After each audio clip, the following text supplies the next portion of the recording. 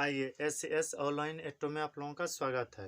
अभी हम आप लोगों को एक कहानी सुनाएंगे। उस कहानी का नाम है जयदेवस औदार्यम अर्थात जयदेव की उदारता।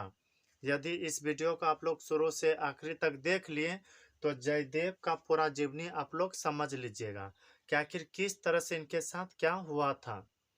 और इस एक्सरसाइज से प्रश्न कई एग्जाम में पूछा गया है, इसलिए इस वीडियो को आप लोग शुरू से आखिरी तक जरूर देखें। तो यदि जयदेव के बारे में चर्चा करें तो जयदेव गीत गोविंद के महान कवि थे। गीत गोविंद के महान कवि थे। और इसमें आप लोगों को जानना है अभी गौर देश के राजा लक्ष्मण सेन के बारे में, और बताएंगे दरबारी कवि और पंडित कौन थे और क्यों बने थे। जयदेव बहुत ही प्रसिद्ध कवि के साथ साथ एक अच्छे स्वभाव के कीर्तन भजन करने वाले व्यक्ति थे। या जहां भी कहीं जाते थे इसका हर एक लोग मान सम्मान करते थे, और बाकी बाद इसे धन अर्थात रुपया पैसा भी देते थे सभी लोग खुशी खुशी से। किसको? जयदेव को। जयदेव का इतना मान सम्मान होने लगा था और इनको इतना लोग धन के रूप में रुपया पैसा देने लगे थे कि इनके पास काफी पैसा हो गए थे। तो एक समय की बात है जब कुछ लुटेरों को यह बात पता चला कि जयदेव के पास काफी मात्रा में धन है, तो लुटेरों ने जयदेव का धन लूटने का प्रयास किया, मतलब एक प्लानिंग बनाया। तो लुटेरों ने सोचा कि क्यों ना हम लोग भी साधु का रूप धारण करके जयदेव के ही साथ भ्रमण करना शुरू कर दें और मौका मिलते ही उसका काम तमाम कर देंगे, मतलब जयदेव को मार देंगे। वही किया। जयदेव के साथ यात्रा करने के लिए वह सब निकल गए। कौन? लुटेरा साधु के भेष में थे। जयदेव को इतना पता नहीं था कि यह लोग हम लोगों के साथ क्या करने वाले हैं। जब घंघोर जंगल गए तो घंघोर जंगल में सुनसान क्षेत्र देखते हुए सभी लुटेरों ने इसका हाथ पैर काट करके इसे कुआं में फेंक दिया। किसको? जयदेव को। संयोग बस उस कुआं में पानी नहीं था। संयोग बस उस कुआं में पानी नहीं था। जब सभी लुटेरों ने इसका हाथ पैर काट करके फेंका तो यह बेहोश नीचे गिरा, और कुछ समय के बाद जब जयदेव को होश आया तो यह जोर जोर से भगवान का नाम लेने लगे। जोर जोर से किसका नाम लेने लगे? भगवान का नाम लेने लगे।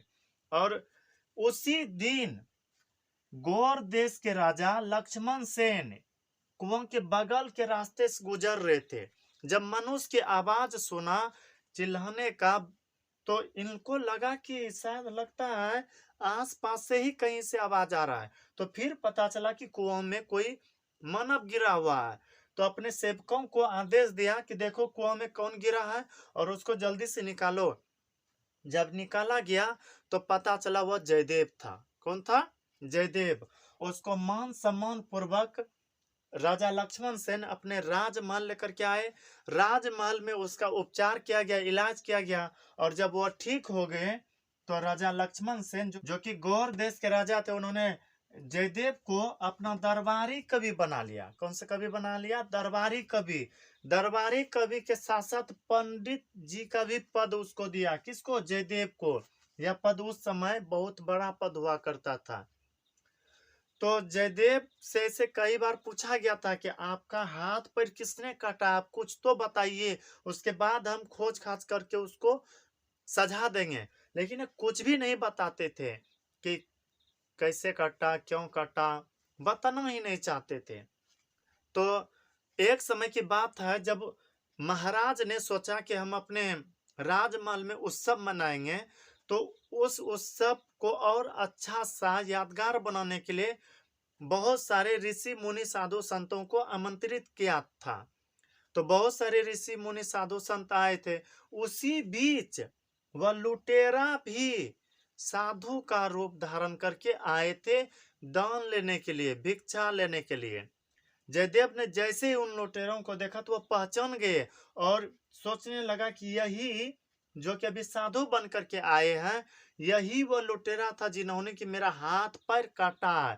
यह सिर्फ जयदेव को पता है। और जयदेव को जैसे उन लुटेरों ने देखा समझ गया कि ओ, हम तो इसी का हाथ पैर काट करके कुओं में फेंके थे, पर यह अभी भी जिंदा है। इनको डर लगने लगा और डर के मारे कंठ अर्थात गला इनका सूखने लगा। इसलिए सूखने लगा क्योंकि वह अब साधारण जयदेव नहीं थे, वह एक प्रसिद्ध दरबारी कवि वहां का बन चुका था। और साथ ही साथ जब देखा कि पंडित जी के पद पर वह बैठे हुए हैं तो इनको काफी डर लगने लगा। इसलिए डर लगने लगा कि इनको लगा कि यदि राजा जी को बता देगा तो पक्का हम लोगों को आज फांसी की सजा दे देगा। तो यह लोग बहुत डर रहे थे। तो जयदेव ने सोचा कि यह लोग मेरा धन लौटा, लेकिन इन लोगों का गरीबी अभी भी दूर नहीं हुआ है। तो फिर सोचा कि यह लोग गरीब है, इसलिए धन जुटाने के लिए यह सब पाप करते हैं, तो क्यों ना इसका गरीबी दूर कर दिया जाए। तो राजा को कहा कि महाराज, यह जो देख रहे हैं आगे, यह मेरा पूर्वज मित्र है, मतलब पहले का मित्र है। यदि आप चाहें तो इन लोगों को थोड़ा अधिक से अधिक दान दे दीजिए। तो राजा ने सोचा कि आपका यदि मित्र है तो हम क्यों नहीं दान देंगे। तो काफी मात्रा में उसको दान दिया गया और मान सम्मान पूर्वक अपने सेवकों के साथ राजा ने उसे घर तक छोड़ देने को कहा। तो सेवक उसके साथ जा रहे थे। तो जब कुछ दूरी तक लुटेरा गए, जो कि साधु भेष में था, तो सेवक चाह रहे थे से पूछे हम कि आखिर क्यों पंडित जी ने इनको इतना धन दिलवाया, आखिर कौन उसका यह लगता था। उनको पता नहीं था कि क्या क्या हुआ था या नहीं हुआ था। तो वह बहुत उत्सुकता पूर्वक सेवक ने उस लुटेरों से पूछा कि आपका कौन लगता है वह जो आपको इतना धन दौलत दिलवाया। बोला कि आप नहीं जानते हैं। उन्होंने कहा कि नहीं, हम तो नहीं जानते हैं।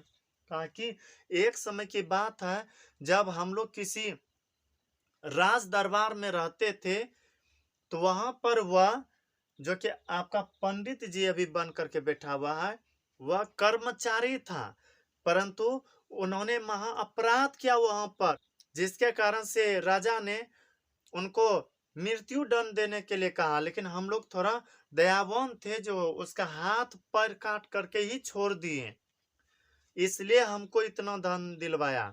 नहीं तो आपका पंडित जी हमको कैसे इतना धन दिलवाता। आप ही सोचिए, क्या यह बात सही है कि गलत है। गलत है, बिल्कुल गलत है।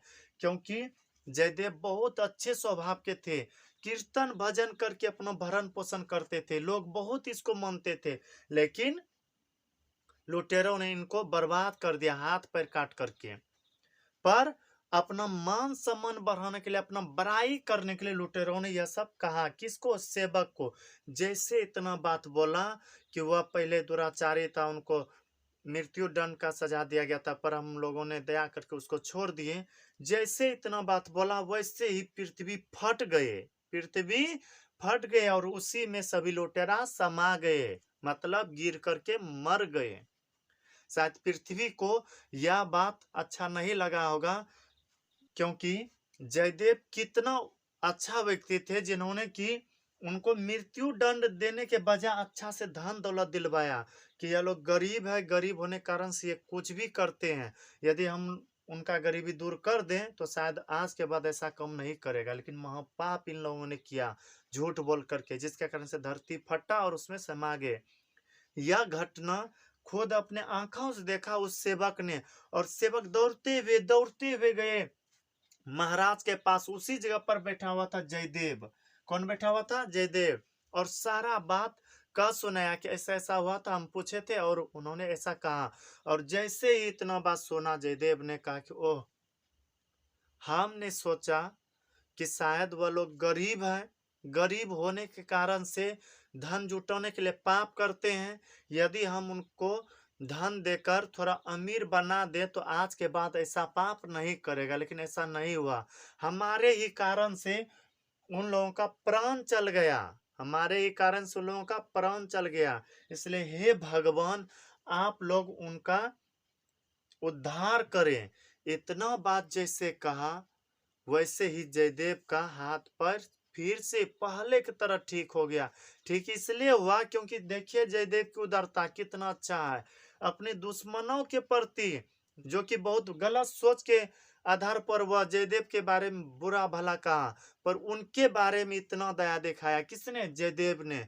और सोचिए जयदेव कैसा व्यक्ति था, जब उसके बारे में बहुत बुरा भला कहा सेवक को, तो उनको कहना चाहिए कि ठीक हुआ मर रहा तो, लेकिन यह नहीं कहा। क्या बोला कि हे भगवान, हमारे ही कारण से उन लोगों का प्राण गया है, इसलिए आप लोग उनका उद्धार करिए। और इतना जैसे ही बोला, इसका फिर से हाथ पैर पहले की तरह हो गया।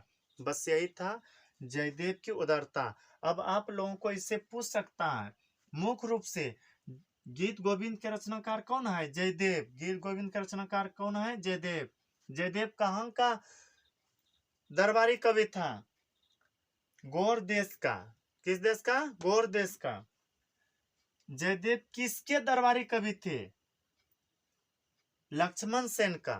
लक्ष्मण सेन के ही दरबार में रहते थे। तो यदि यह वीडियो आप लोगों को अच्छा लगा हो तो हमारे चैनल को लाइक और सब्सक्राइब जरूर करें।